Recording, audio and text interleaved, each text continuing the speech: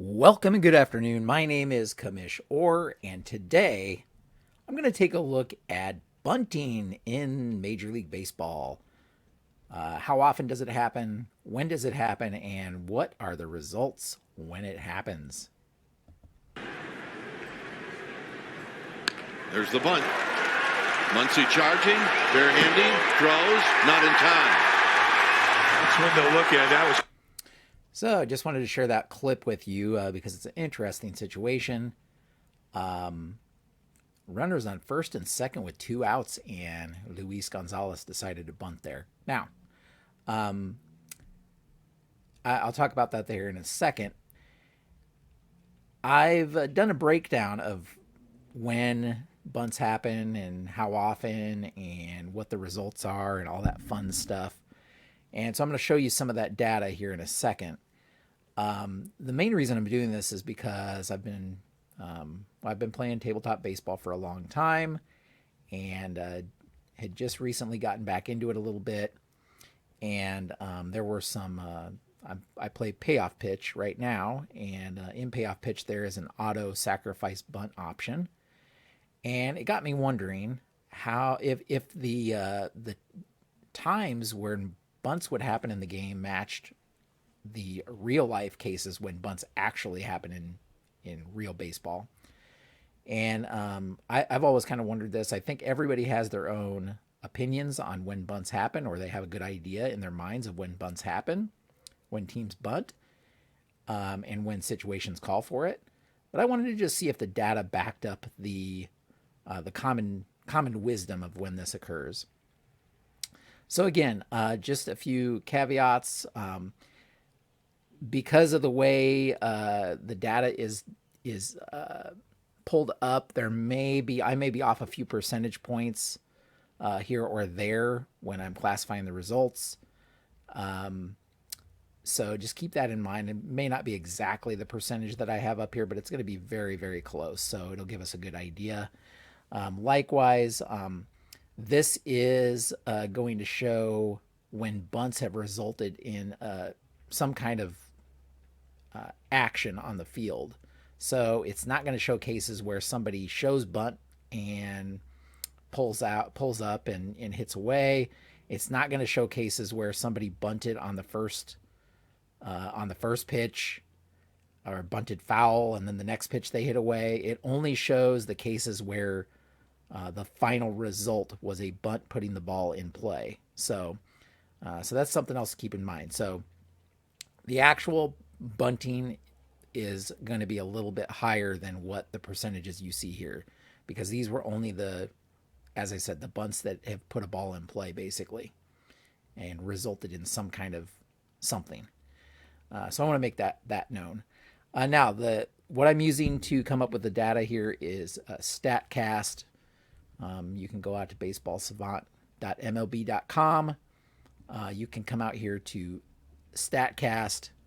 And StatCast is a pretty powerful tool, actually, that allows you to do a search on different search of the StatCast database for different situations and that kind of thing. So it allowed me to put in flag only the plays that were bunts, for example. You can tell it how many outs you want it to be. You can tell it the runner on base situation. And the season, of course, it goes back to 2008. And there's all sorts of other stuff that I don't need to use here, but all sorts of other stuff that you can use to try to narrow down your searches to find specific examples. The other thing that it does is, like in the Luis Gonzalez case, I was there looking for bunts with 2 outs and runners on first and second. And there are only 2 cases of that in the entire 2022 season that occurred. In both cases, it was Luis Gonzalez that was the person bunting. And so the cool thing is you can pull those cases up. You can click on it to get a little bit more detail of who the pitcher was, for example, and what the date was, the count, and all that fun stuff. And then there on the far right, there's a little video camera. And if you click on that, it will pull up an actual video of that particular play. So you can get an actual video of the play in question. And I use that extensively here because sometimes the way it classified things, I wasn't sure exactly what it meant. So there's fielder's choice, there's fielder's choice out, there's force out. So all of those refer to specific things in StatCast that may not exactly match what we would call it if you're scoring a game. So just something to keep in mind. So I had to look at some of the results to kind of get that, to narrow that stuff down. So the question becomes, first of all, how often do teams bunt? One more thing I'll say is that I use the 2022 season. This season there was a DH in both leagues, so I didn't have to filter out pitchers, which were probably a large percentage of the bunters in the National League prior to 2022. So this is only going to represent 2022 season for the latest data.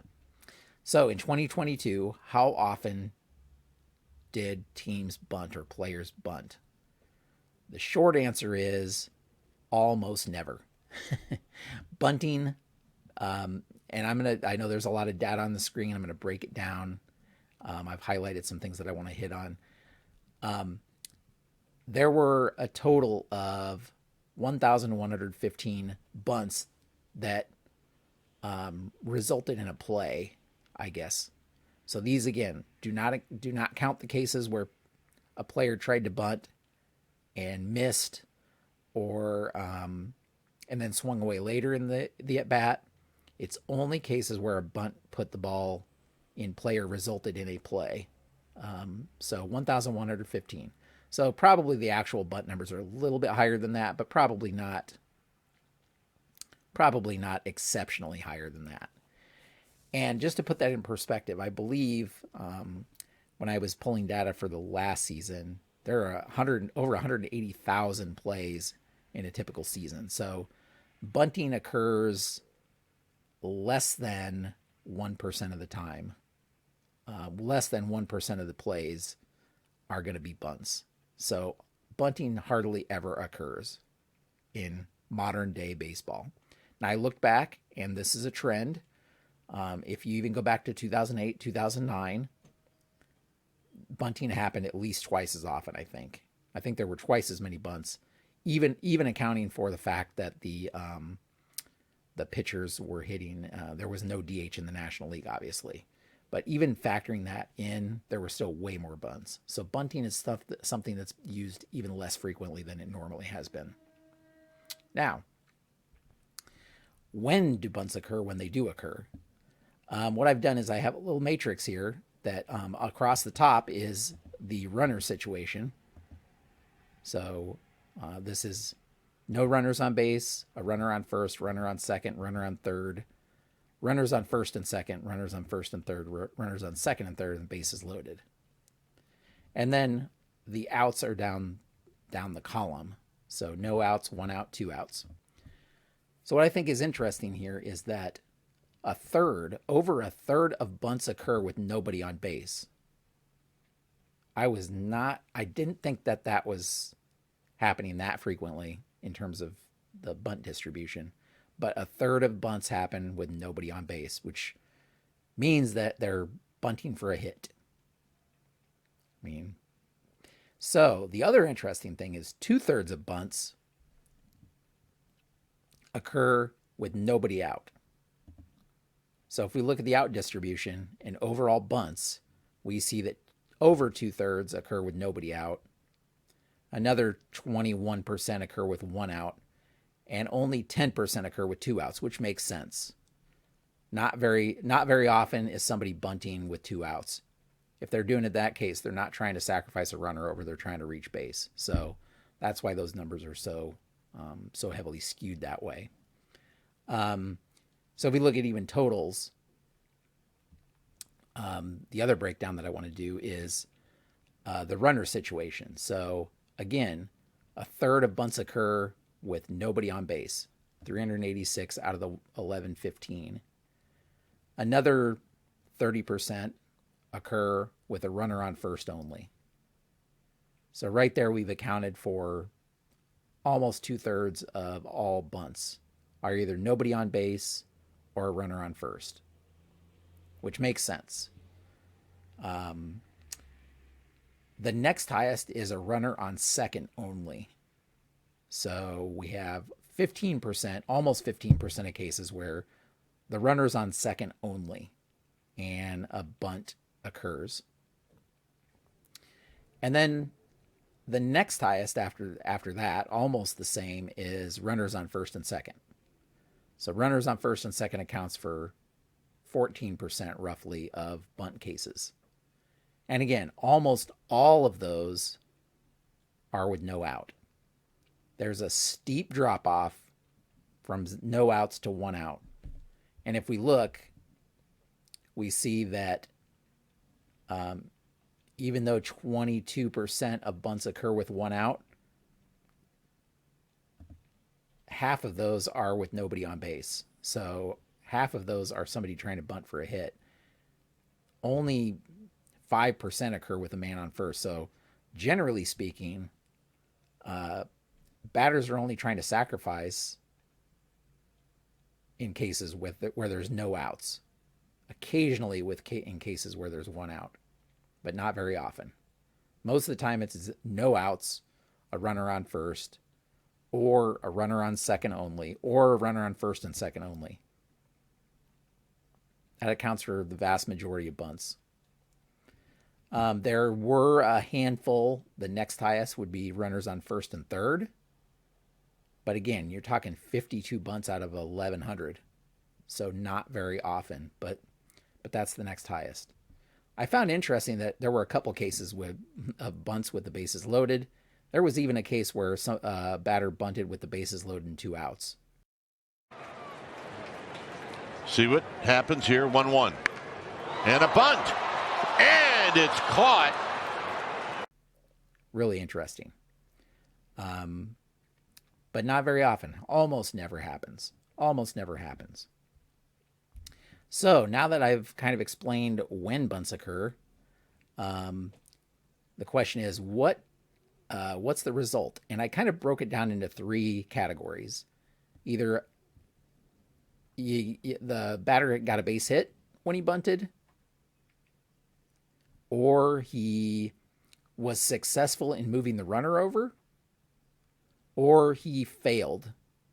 He either failed to get a hit when there was nobody on base, or he failed to move the runner over. So that's kind of the breakdown that I did. So if we look at the hit percentage, we see that surprisingly, with nobody on base, over half of the bunts put into play resulted in a base hit. I wouldn't have expected it to be that high, but it was. So 52% of bunts with nobody on base resulted in a base hit, which I found to be surprising. Again, a third, or almost a third, 30% almost, of bunts with a runner on first resulted in a base hit. So again, surprising. In fact, if we look at the overall breakdown, this is interesting. It's almost an even split, give or take a few percentage points. Most of the time, over a third of the time, it results in a sacrifice or the runner gets moved over when somebody bunts. Just over a third of the time, it results in a base hit. And a little less than a third of the time, less than 30% of the time, it's a fail. Either it's a force out, double play. They failed to move the runner over in one way or the other. So I found that to be interesting as well. So going back to sacrifice hits, moving the runner over, I think it's kind of what you would expect. Over half the time with a man on first, the runner gets moved over to second. Now, if you add the extra 30% of times with a runner on first that it results in a base hit, the bunt success rate when there's a man on first only is very high. 84% almost 85% of the time, with a runner on first, the batter lays down a successful bunt. Either he reaches on a base hit, which obviously moves the runner over, or he sacrifices and moves the runner over. Only less than 16% of the time does he fail to move that runner over with a runner on first only. With a runner on second only, again, 2/3 of the time, it's the batter is successful in moving the runner over to third. So 2/3 of the time that happens. Another 20% almost, he gets a base hit, a single. There was one case where a batter actually doubled on a bunt. Instant, so you have your glove in where you think it's going to be. Try to make a quick adjustment. Push bunt, beauty against the shift, and that might go for extra bases. And it's going to be a push bunt double for Moncada. Sheets. But it doesn't happen very often, obviously. Just one case. All the other base hits were singles. And then finally, with runners on first and second, 61% of the time with runners on first and second, a bunt moves the runners over. Is successful in moving the runners over. So I thought that was pretty interesting. With runners on first and third, one might think another case where you'd want to move the runner on first over to second, maybe. Only 40% of the time was that successful. So pretty interesting. And then finally, if we want to go to the cases where there was a failure to move the runner over, again, a runner with nobody on base, or a batter, with nobody on base, is successful just over 50% of the time, which means just under 50% of the time he failed to get a hit or failed to reach base. The other interesting thing is that there's also failure. The failure rates are also higher with a runner on third only or a runner on first and third only. So, 26% of the time with a runner on third only, those bunts weren't successful. About a third of the time with runners on first and third, the bunt's successful. So I thought that was interesting as well. Again, if we look at runners on first and second, 61% of those are successful. You add that to the 16% hits, and you still have almost a 78% chance of success, but a 22% chance of failure in those cases. And again, some of these you have to keep in mind that the numbers aren't very large. So when we're dealing with these percentages, I'm trying to only focus on the cases where there's a couple hundred bunts or over 100 bunts to deal with in particular when I'm doing these percentages. Because for example, with runners on second and third, there were only 8 bunts in that case. So it's hard to pay attention to any of the percentages because the raw number is so low. It hardly ever happens. Finally, the other thing that I just wanted to point out was that, which I found a little bit surprising, was there were only 5 cases where there was a double play off the bunt. I thought the number would be higher than that, but there were only 5 cases where somebody bunted into a double play out of 1,100. So very low percent chance that there's a bunt double play. Likewise, there were only 14 total cases of an error being made on the bunt play. So out of the 1,100 bunts, there were only 14 errors made. So pretty interesting, I thought. Pretty interesting. So that was just a recap of the data that I was able to find on bunts. Hopefully you found that to be interesting. I know there were a couple of, again, I think I think there were some things that weren't surprises.